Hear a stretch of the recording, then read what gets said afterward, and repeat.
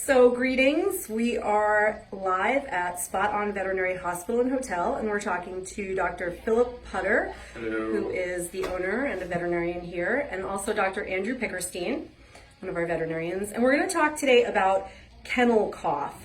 And hopefully we can educate pet parents and pet care professionals alike.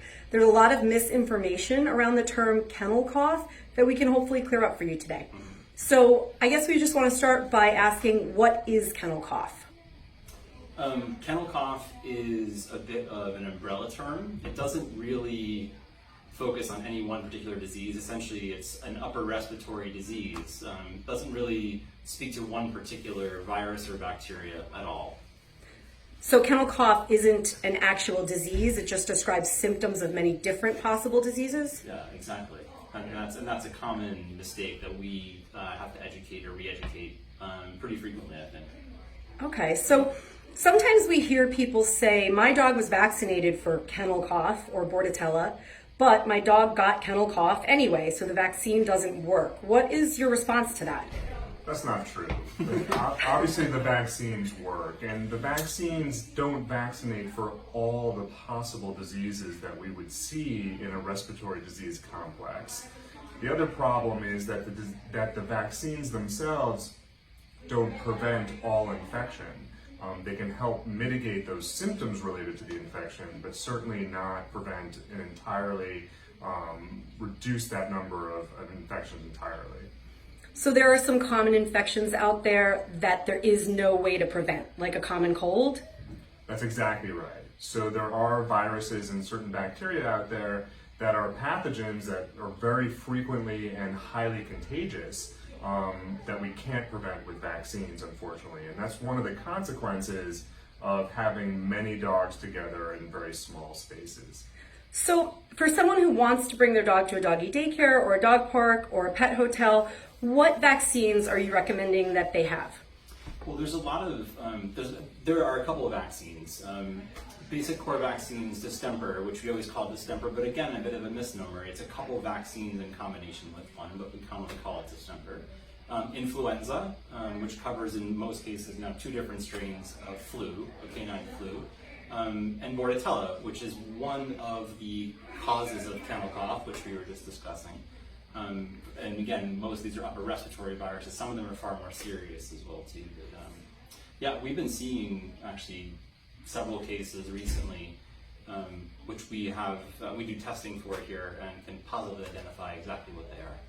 So there's a test available to actually ascertain what is making someone's dog sick, as opposed to just guessing. Yeah, it's actually it's a PCR test, polymerase chain reaction, which is a slightly newer technology in the last 15, 20 years or so.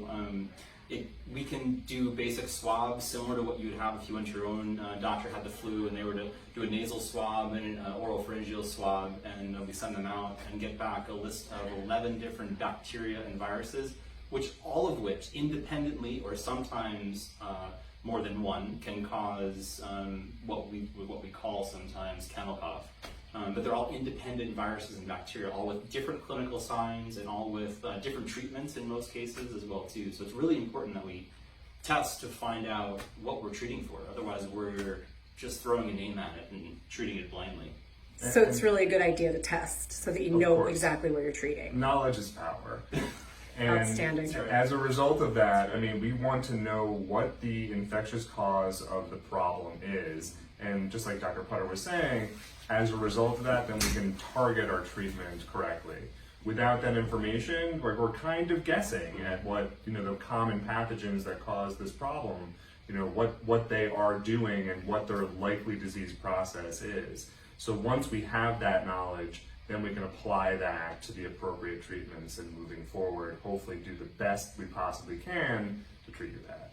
I think most people are very conscientious now, even more so than before, of what they're giving their animals, and this kind of testing allows us to cherry pick exactly what would be appropriate for this particular disease, and even discuss how long it's going to last, how contagious it is it contagious to humans, all of these things. Otherwise, people go home with antibiotics, and we're just guessing at sort of what we're doing there. And we wouldn't want to use antibiotics unnecessarily. Absolutely. Any medication, for sure. So in conclusion, it seems fairly obvious that dogs could really pick up these infections anywhere from going to a dog park, from going to Petco. And so they seem to be in the environment. Do you feel that the benefit far outweighs the risk of bringing your dog who is fully vaccinated to a daycare, a pet hotel, a dog park? Do you feel like people should feel that they're doing the right thing and that their pet is safe going to these into these environments? Yeah, I do think it's very important for animals to be socialized, just in general, just for mental health and physical health as well too.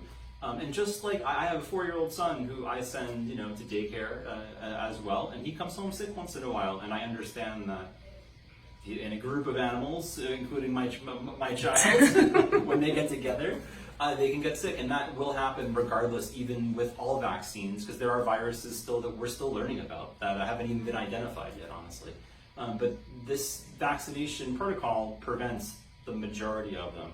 I absolutely think that socialization, going to daycare, far outweighs the possibility of getting sick. But I do think it matters you do your own homework as well too, to know that the facility you're bringing your pet to follows appropriate protocols and has requirements. And if they don't, there's more potential for sick animals. Like the measles outbreak as well too, that now has changed fundamentally the way that people are even allowed to go to school in certain circumstances. So we have outbreaks when people aren't or animals aren't vaccinated to the most common diseases.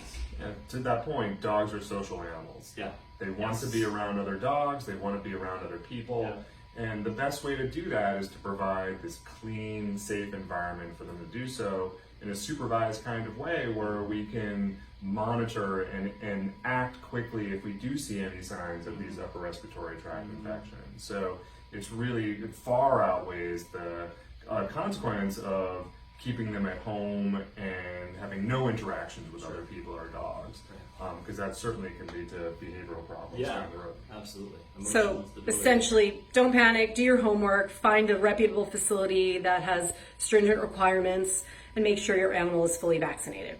No, Absolutely. Sounds good to me. Awesome. Thank you guys for your time. Thank you. Our pleasure.